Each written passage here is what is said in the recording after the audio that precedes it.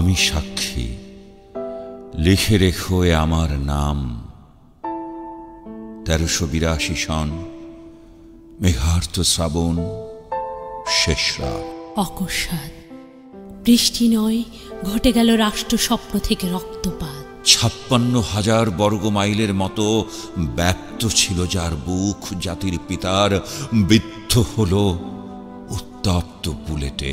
দেহ শুধু দেহ নয়, ইতিহাস, মূল্যবোধ, আশ্রয়, ভেসে গেল বাংলাদেশ রক্তের প্লাবনে, অন্তিম শ্রাবণে। এদিনও আমার নাম লেখো সেই রক্তের অক্ষরে।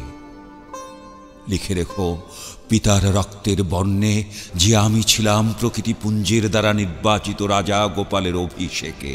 যে আমি বাংলার বুকে হাজার বছরে দীর্ঘ পথ হেঁটে ধর্মপাল, মহিপাল, হোসেন শাহীর কাল, নুরাল দিনের কাল, তিতুমির, হাজি শরিয়াত, শমশের গাজী, গারো কৈবর্ত বিদ্রোহের কাল, নীল বিদ্রোহের কাল, রক্তলাল ফেব্রুয়ারির পথ হেঁটে হেঁটে বারবার উত্থানে পতনে পড়ে যে আমি উত্তাল মেঘনা, যমুনা, পদ্মা ঠেলে ঠেলে মধুকরী নৌকোয় একদা পৌঁছে গেছি রমনার বিশাল উদ্যানে।